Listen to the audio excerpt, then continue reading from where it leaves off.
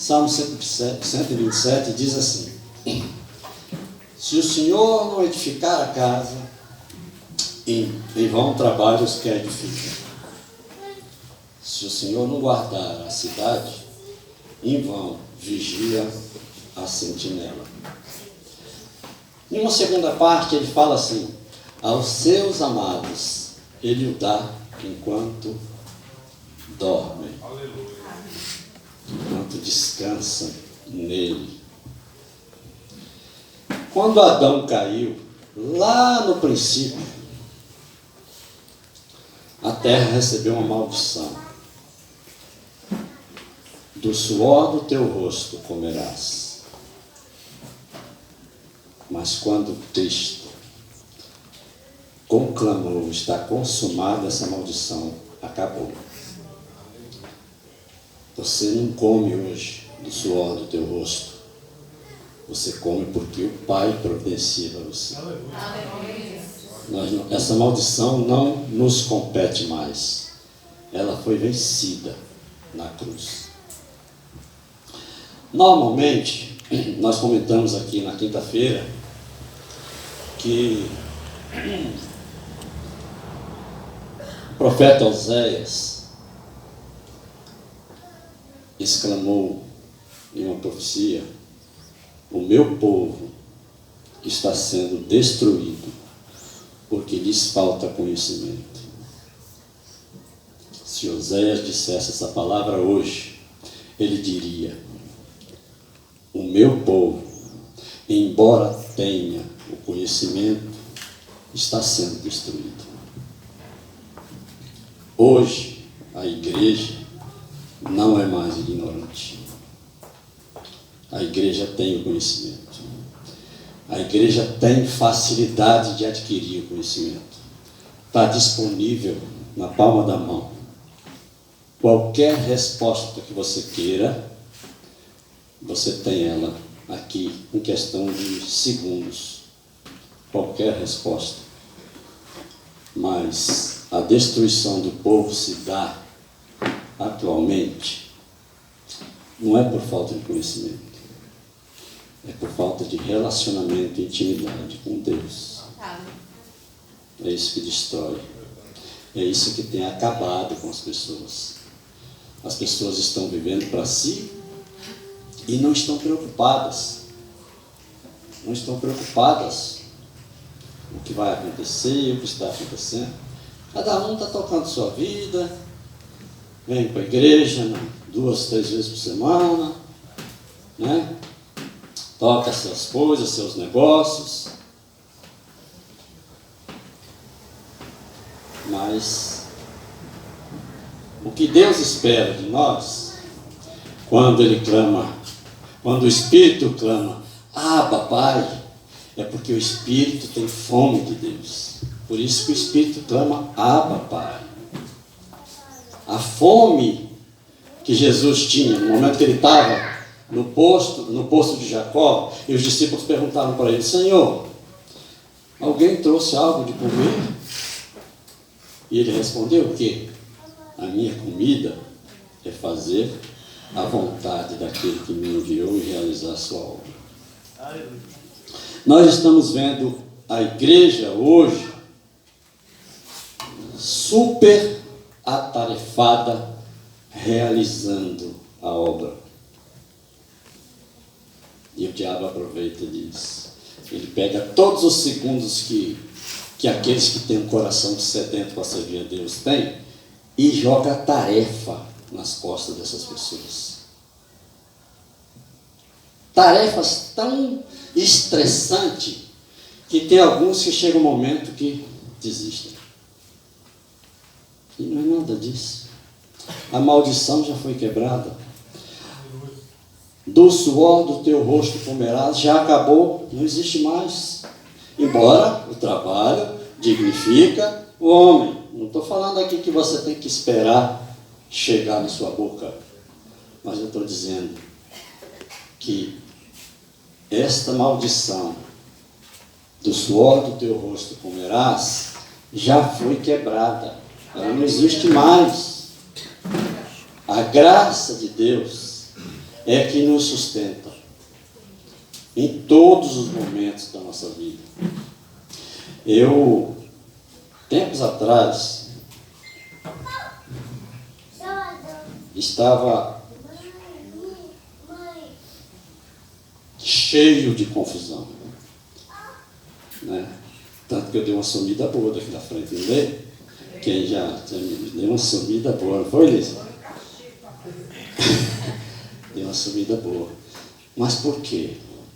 Porque eu precisava entender algumas coisas que eu falava, mas que entrava intimamente, entrava em choque. Precisava entender. E uma das coisas que eu compreendi nesse período é que o principal de tudo estava sendo deixado de lado. Estava buscando outras coisas que fazem parte da obra, né? Mas estava deixando o principal de lado, que era intimidade com Deus. Intimidade com Deus é tudo que nós precisamos. Ah, você tem problema de saúde? Você tem problema financeiro? Você tem problema com família? Você tem problema, seja lá qual for, que tiver, cada um tem suas individualidades? Tudo isso não se autossustenta na presença de Deus. É impossível as coisas que nos afligem, que nos aborrecem, que nos deixa chateado, que nos deixa depressivo e tristes, se autossustentarem na presença de Deus. Eu até comentei aqui na quinta-feira, o apóstolo Pedro, quando passava, a sombra dele curava as pessoas. Muitos de vocês já leram esse em Atos dos Apóstolos. Mas sabe por quê que a sombra de Pedro curava?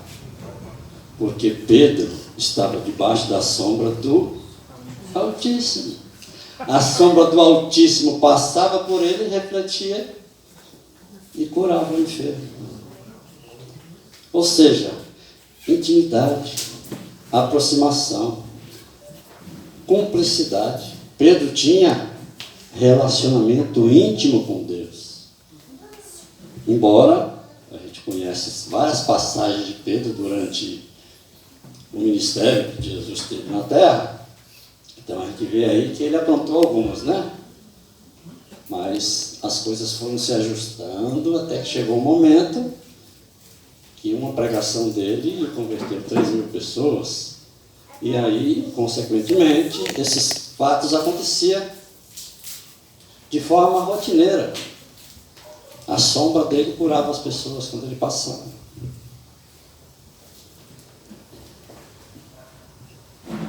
Nós estamos muito preocupados em fazer a obra de Deus. Você sabia que não existe obra de Deus para ser feita? Com exceção daqueles que estiveram aqui na quinta-feira. Se alguém quiser falar, pode falar. Você sabia que não tem nenhuma obra de Deus para ser realizada? Nenhuma. Nenhuma. Não tem nenhuma obra a ser realizada. A obra de Deus foi completamente concluída em Cristo Jesus. Completamente concluída. Agora, existe a obra de Deus a ser manifestada. Essa sim é a nossa obrigação. Amém. A manifestação da obra de Deus, esse é o nosso papel. O que Romanos fala? Romanos 6. A criação aguarda ansiosamente a manifestação dos filhos de Deus. Então, se os filhos se manifestarem exatamente como eles são, que são filhos, filhos são semelhantes ao Pai. Para vocês entenderem um pouquinho disso, a criação do homem aconteceu em 2 momentos. Quem nunca atentou para isso, vamos atentar para isso agora. A criação do homem aconteceu em 2 momentos. O momento ele foi criado, à imagem de Deus, semelhança de Deus, que nós não sabemos quanto tempo foi dali até o segundo momento. No segundo momento, o homem recebeu um corpo feito do barro com fôlego de vida. Foram 2 momentos. Quando o homem foi criado à imagem de Deus, ele foi criado espírito com ele. Um só espírito. Foi criado o homem espiritual. Esse espírito não poderia habitar na terra sem uma veste, sem roupa. Nós usamos roupa para cobrir o corpo. O corpo existe para cobrir o espírito, para poder andar na terra. O corpo para andar na terra, o espírito para andar na terra precisa do corpo. Porque se ele não tivesse o corpo na terra, ele estaria nu. E nu ele não pode ficar na terra. Nem os espíritos imundos podem ficar nu. Eles precisam de corpo para fazer o que eles fazem. Sabia disso? Teve um determinado momento que Jesus foi expulsar demônios de um jovem gadareno, e esse jovem tinha muitos demônios neles, multidões. Quando Jesus ia expulsá-lo para eles saírem dali, e evidentemente eles saindo dali, eles teriam que voltar para o inferno. E eles fogem do inferno, não querem saber do inferno. Aí o que aconteceu? Eles clamaram para Jesus para serem lançados nos porcos. Eles precisam de corpo. Sem corpo eles estão nus, eles não podem ficar. Quando o corpo do homem foi criado, recebeu o fôlego da vida, e o Espírito de Deus passou a habitar naquele corpo, perfeito, sem mácula, sem defeito, nós não podemos afirmar, mas isso pode ter acontecido daquele momento até a queda, pode ter se passado milhões de anos. A Bíblia não relata isso. A Bíblia relata Adão após a queda. Agora, o tempo que ele foi criado até o momento da queda, nós não temos essa resposta. Né? Por isso que a gente escuta aí, o dinossauro viveu milhões de anos, tantos milhões de anos. É possível, pode ser. Nós não precisamos ser tão radical e achar que isso é besteira, que não é besteira. A ciência já comprovou isso, que não é besteira. Mas nós precisamos entender que no mundo espiritual não existe tempo. Uma das maiores confusões que a gente faz na mente é que nós ligamos as coisas baseadas no tempo. Deus, não existe tempo para Deus. Deus, o que foi é, o que vai ser é, e o que está sendo é. Para Ele tudo é. Não vai ser. É por isso que nós, quando recebemos uma palavra de Deus, nós não dizemos que vai acontecer, já é. Porque Ele não fala o que vai ser, Ele fala o que é. Ele fala o que já é. Tudo que Ele fala, já é. Não vai acontecer, já é. Por isso que Jesus disse, olha, quando orares e fizer algum pedido, crede que recebeste, que Ele já falou no passado. Você precisa crer que você recebeu quando você pedir. Então você precisa se comportar como se já tivesse. Você precisa se comportar como se aquilo já fosse seu. Porque já aconteceu. Muitas das vezes nós não vemos materializado aqui, porque nós não cremos aqui, que está feito. Então, para você ver materializado, você precisa crer que já é. Já está feito. Não vai acontecer. Quando Deus falou para Moisés, diga que eu sou te enviou. Eu sou. Eu sou agora. Eu sou daqui 1000 anos. Eu sou 10.000 anos que se passaram. E eu sou lá no Apocalipse. Tudo agora. Você sabe qual é a distância, a diferença para Deus entre Gênesis, na Bíblia aqui, e Apocalipse? Nenhuma. Para ele tudo é agora. Tudo é. E a nossa confusão, nós ficamos na expectativa de coisas que nós não deveríamos estar preocupados, e sonhos, e projetos, e isso que nunca acontece, que eu queria isso, que eu queria aquilo.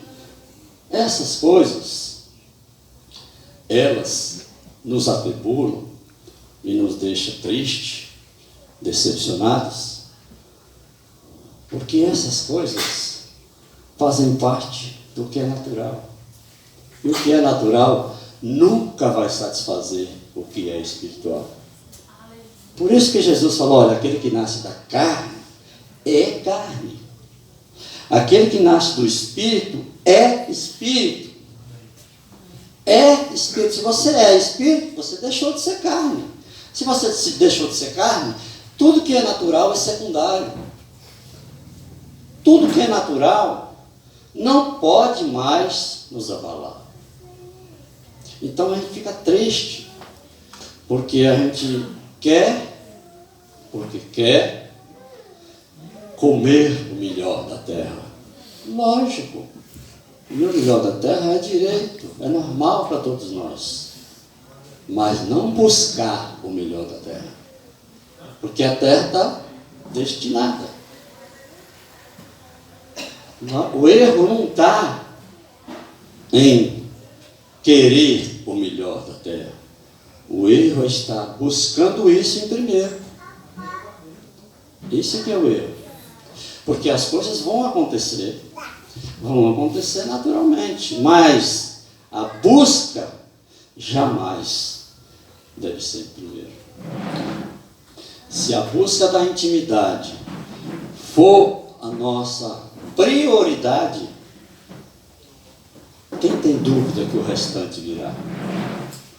Você acha que um ambiente, um corpo, uma casa, onde a presença de Deus é constante e a glória dele é manifestada, você acha que nesse lugar fica algo desajustado? Onde ele está, pode haver alguma coisa desajustada? Mas existe uma diferença entre estar e ter intimidade.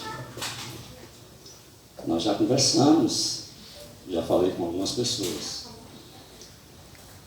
Uma coisa é você ter intimidade, outra coisa é você estar presente. Deus, como Ele é onipresente, é impossível que Ele não esteja junto com você o tempo todo. Ele está sempre conosco. Então, nós não oramos para entrar na presença de Deus.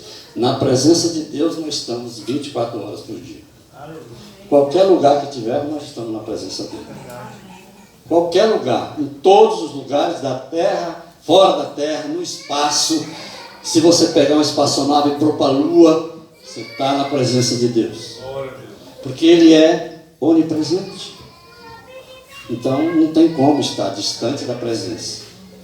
Mas você pode estar na presença distante. Que é quando você não tem relacionamento de intimidade. Então, quando nós estamos cada vez mais Eu acredito que esse é um clamor atual da igreja, porque tudo quanto é lugar que eu vejo a gente falando disso. Eu acho que é uma onda que está passando pela igreja. O Espírito de Deus clamando para que as pessoas se aproximem dele.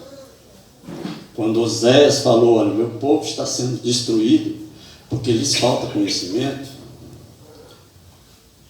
naquela época realmente a ignorância imperava naquele momento, naquele lugar do povo de Deus. Mas hoje as informações estão tão fáceis de serem acessadas que nós não podemos mais dizer que é falta de conhecimento, que é por falta de conhecimento que o povo está sendo destruído. Se você conversa com qualquer pessoa, quase 100% das pessoas que nós conversamos, elas são crentes. Boa parte. É difícil eu encontrar uma pessoa que não se coloca como crente. Aí, você vai olhar para o Brasil está chapado de crente. Nós temos 60 mil homicídios por ano. 60 mil. Nunca teve tanto crente no Brasil. E os assassinatos está uma coisa mais absurda do mundo. Aí a gente percebe que algo está acontecendo. Algo está acontecendo. As pessoas se contentaram apenas com o título. As pessoas estão simplesmente satisfeitas com a fachada. A fachada de que eu participo de uma igreja tal, o nome da igreja que eu participo é tal. Eu vou lá, não falho, estou lá toda semana, 2 ou 3 vezes, mas cadê a luz que deveria estar refletindo e contagiando aqueles que se aproximam? Cadê a luz? Cadê a manifestação dos filhos de Deus que a criação almeja ver? A criação almeja ver. O apóstolo Paulo falou, olha, eu não fui a vós com demonstração de palavras, aliás, através de palavras persuasivas, mas eu me dirigi a vós com espírito e poder. Espírito e poder. Nós estamos vendo pessoas altamente qualificadas nos microfones, com palavras maravilhosas, teológicas, né? Pessoas que poderiam estar aqui no meu lugar hoje, que na verdade eu não tenho nem formação superior. Mas, no entanto, o Espírito de Deus está clamando, Abba, Pai, no coração daqueles que têm fome e sede de verdade e de justiça. E se esses se calarem, as pedras vão clamar. As pedras clamarão, porque a palavra, ela não volta vazia. Ela foi liberada, ela vai ser cumprida. Ela vai ser cumprida, como a chuva que desce do céu e não volta sem que tenha regado a terra. Assim é a palavra de Deus. Aleluia. Ela vai se cumprir. Porque quando ela é dita, ela já é. Porque a palavra dele tem a mesma força que ele próprio, que ele exaltou essa palavra dele. A palavra dele, quando ela é dita, ela já é. Tanto quanto ele é. Então,